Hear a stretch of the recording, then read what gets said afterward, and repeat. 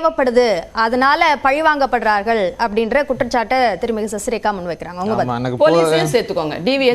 எனக்கு போதுமான நேரம் வேணும். முதல்ல எல்லா குற்றச்சாட்டுக்கும் பதில் சொல்றேன். இடையூறுகள் இருக்கக்கூடாது, இருந்தால் அதற்கு தகுந்த பதில் தரப்படும்ங்கிறத முன்னாடியே பதிவு பண்ணிக்கிறேன். திரு எடப்பாடி பழனிசாமி என்ன சொல்லியிருக்கிறாரு, அதை போய் உடைச்சிருவாங்க அப்படின்னு சொல்லியிருக்கிறாரா? அது வந்து எப்போ சொல்லியிருக்கிறாரு? இப்போ சமீபத்தில் பேசினதா சொல்கிறீங்க. இப்போதான் பேசியிருக்காரு, நேற்று நைட்டு பேசியிருக்கிறாரு. பாவம், இப்போதான் பேசியிருக்கிறாரா அப்படின்னா அவர் மைண்டில் அதே தான் ஓடிட்டு இருக்குது. ஏன்னா துரோகத்தில் விளைந்தவராச்சா, அதனால வந்து அது மட்டும்தான் அவர் மைண்டில் ஓடிட்டு இருக்குது. இப்ப இருந்து இல்ல, கூவத்தூர் எழுச்சிக்கு நான் எதுவும் நான் பேசி முடிக்கிற, நான் மரியாதையை காப்பாற்றினேன். நீங்க சொன்னது எதுவுமே பொருளே கிடையாது. அபத்தமா வாந்தி எடுத்து வச்சீங்க, அந்த மாதிரி நான் எதுவும் பேச போறது கிடையாது.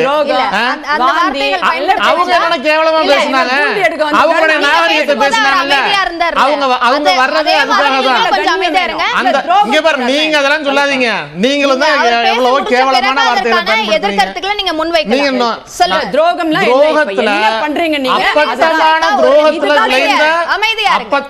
துரோகத்தில் விளைந்த கூவத்தூர் எழுச்சிக்கு பிறகு பேசுறதுக்கு அனுமதிக்கிறீங்களா?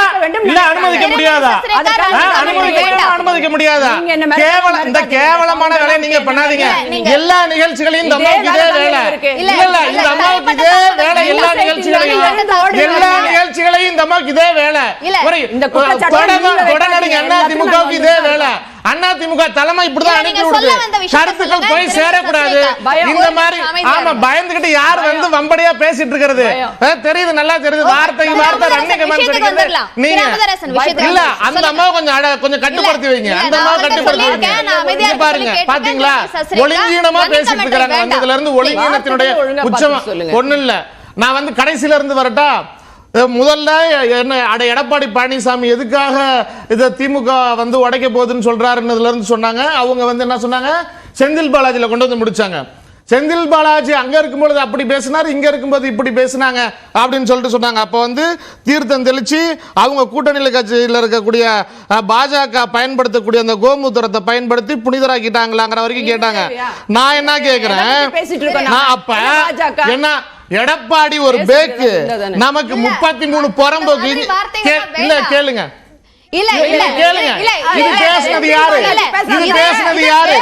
எடப்பாடி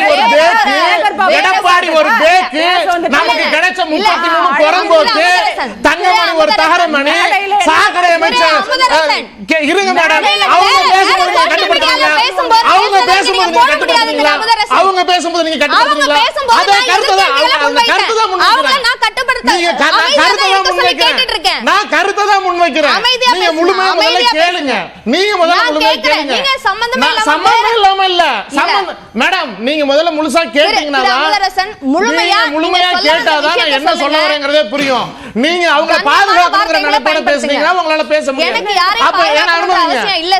நீங்க நிகழ்ச்சியில நான் பேசணும்னு நினைக்கிறீங்களா வேணாம்னு நினைக்கிறீங்களா? நீங்க பேசுங்க. நான் கருத்தை தான் சொல்றேன். அவங்க வச்ச கருத்துக்கு பதில் சொல்றேன். அதுக்கே நீங்க அனுமதிக்க மாட்டேங்கிறீங்களா? உங்க கருத்தை சொல்லுங்க. என்னோட கருத்து தான் மேடம், என்னோட கருத்து. அவங்க சொன்னாங்கல்ல, அவங்க சொன்ன கருத்து எப்படி துரோகம்னா, இப்படி துரோகத்தால விளைந்த மொத்த கூடாராங்க இருக்கு. நாங்க உடைக்கணும்னு அவசியம் கிடையாது. அதான் எடப்பாடி கூவத்தூர் எழுச்சிக்கு பின்னாடி 2017 வந்து என்ன சொன்னாரு, இதே வார்த்தையை சொன்னாரு, திமுக வந்து உடைக்க போகுது, எல்லாம் ஒன்னா சேர்ந்துருங்க அப்படின்னாரு. 2018 இது சொன்னாரு. ஊரக உள்ளாட்சி தேர்தல், அந்த தேர்தல் பிரச்சாரத்தில் இதே தான் சொன்னாரு. 2021 எலெக்ஷனுக்கு முன்னாடி காஞ்சிபுரத்தில் இதே தான் பேசினார். என்ன சொன்னாருன்னா, அதிமுக உடைக்க நினைச்சா திமுக காணாம போயிடும். இப்ப 2023 ஜனவரியில் என்ன சொன்னார், சிவகங்கையில் இதே தான் சொன்னாரு.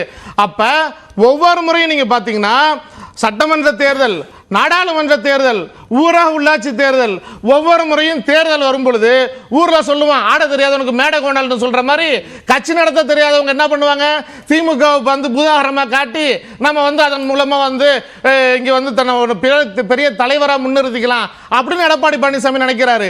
உள்ளபடியே இன்னைக்கு அதிமுக உடைஞ்சு சுக்குநூறா போனதுக்கு யார் காரணம்? திமுக காரணமா? இவங்க சொன்னாங்களே போய் ராயப்பேட்டை ஆபீஸ போய் உடைச்சாங்கன்னு, நாங்களா போய் உடைச்சிட்டு போய் உள்ளார இருக்கிற டாக்குமெண்ட்ஸ் எடுத்துக்கிட்டு அங்க போய் உட்கார்ந்து இருந்தோம்? இல்ல நாங்களா கூவத்தூர்ல சசிகலா காலில் போய் விழுந்து அந்த கட்சி கபலீகரம் பண்ணி கைப்பற்றணும்? இல்ல வேற யாரு பண்ணனா? யாரு பண்ணனா? அந்த அதெல்லாம் யாரு பண்ணது? நான் எப்படி நான் அதான் சொல்றேன், அதே தான் சொல்றேன். இல்லன்னு சொல்லுங்க, இல்லன்னு சொல்லுங்க. எடப்பாடி பழனிசாமி ஒத்துக்கிட்டாரா இல்லையா? நான் தவழ்ந்து போய் தான் முதலமைச்சரை போய் வாங்கினேன்னு எடப்பாடி பழனிசாமி சொல்லிருக்காரு இல்லையா? இருக்கிறாரு. போய் பார்க்க சொல்லுங்க, போய் பார்க்க சொல்லுங்க. சசிகலாவோட கால்ல விழுந்து அந்த கட்சியை கபலீகரம் பண்ணது யாரு? அந்த கட்சியை துரோகம் பண்ணி பாத்துக்கன்னு சொல்லிட்டு இருந்த கட்சியை ஆட்சியம் பண்ணது யாரு? அதிமுகவுல இருந்து டிடிவி தினகரன் யாரு வெளில அனுப்பிச்சது? அதுக்கப்புறம் அவரை யார் தர்மயுத்தம் பண்ண சொல்ற யார் அமைச்சது? நான் ஒரு கேள்வி கேட்கணும். இப்ப முன்னாள் அமைச்சர்கள் மேலயும் ஐடி விங் நிர்வாகிகள் மேலயும் வழக்கு போடப்படுதா இல்லையா? இருக்காது. முன்னாள் அமைச்சர்கள் பதில் சொல்றதுக்கு வக்கு இல்லாம திராணி இல்லாம ஓடி ஒளிஞ்சு பாஜக கால்ல பிடிச்சுக்கிட்டு டேபிள் கீழே போய் மாநில உரிமையில போய் நாட்டை ஒளிச்சு சீரழிச்சிட்டு இருந்தது பாஜக கால்கள்ல இன்னமும் பாஜக கால்கள்ல போய் உளுந்து கும்பிட்டு இருக்கிறது எடப்பாடி பழனிசாமி. இல்ல முன்னாள் அமைச்சர்கள் மேல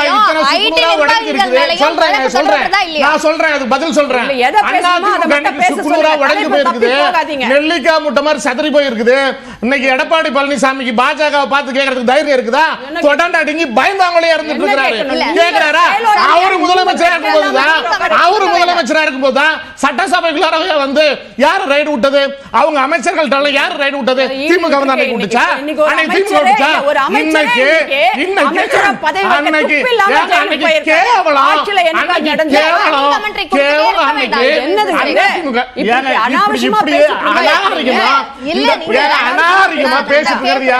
அநாகரிகத்தினுடைய உச்சமா உட்கார்ந்து பேசிட்டு இருக்கிறது யாரு? இந்த நாடக நாடகம் நீங்க போடாதீங்க. இந்த நாடக நடிப்பு இந்த நடிப்பு நீங்க நடக்காதீங்க. இந்த நிகழ்ச்சி நடத்தக்கூடாதுன்னு இந்த நிகழ்ச்சி நடத்தக்கூடாதுன்னு கேவலமான எண்ணத்தோட வந்து பேசிட்டு இருக்கிறது அநாகரிகமா அநாகரிகமா அநாகரிகமா பேசிட்டு அநாகரிகமா பேசிட்டு இருக்காங்க. கருத்து பேசுறதுக்கு அடுத்தவங்களோட கருத்து போய் சேரக்கூடாதுன்னு அவங்க பேசிட்டு இருக்காங்க.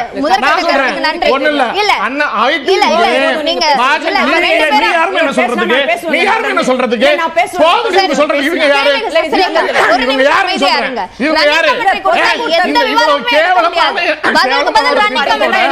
கேவலமான வந்து உட்கார்ந்துகிட்டு அடுத்தவங்க கருத்து போய் சேரக்கூடாது, அடுத்தவங்க கருத்து போய் சேரக்கூடாது, அடுத்தவங்களுடைய கருத்தை வந்து நம்ம சிதைக்கணும் அப்படிங்கிற மட்டமான எண்ணத்தோட உட்கார்ந்துட்டு ஆரம்பத்துல இருந்து இடைமறிச்சது யாரு? இடைமறிச்சது யாரு?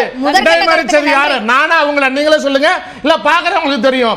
அவ்வளவு அவ்வளவு ஒரு மோசமான கட்சி அதிமுக கேவலத்துல இருந்து வந்து உட்கார்ந்துட்டு பாஜக எடப்பாடி மோடியுடைய கால்கள்ல விழுந்து கும்பிட்டு மோடியுடைய கால்கள்ல விழுந்து கும்பிட்டு இன்னைக்கு பயந்துட்டு ஜெயலலிதா கொலைக்கு பயந்துகிட்டு நன்றி திரு கார்த்திகேயன். இதே எண்ணத்தோட தான் இந்த வர்றது. இந்த ஹிடன் அஜெண்டா இது வந்து நம்ம ஹிடன் அஜெண்டாட வருது. கொஞ்சம் கூட வெக்கம் கிடையாது. திரு கார்த்திகேயன் இது என்ன பேச்சு? என்ன பேச்சு? நீங்க பண்றதுதான் மக்கள் பாக்குறாங்க, பார்த்து நல்லா சிரிக்கிறாங்க உங்களை பார்த்து. சரி பரவாயில்ல பரவாயில்ல. நீங்க எடப்பாடியை விட கேவலப்பட்டு இருக்குது. இல்ல வேணாம், அமைதியா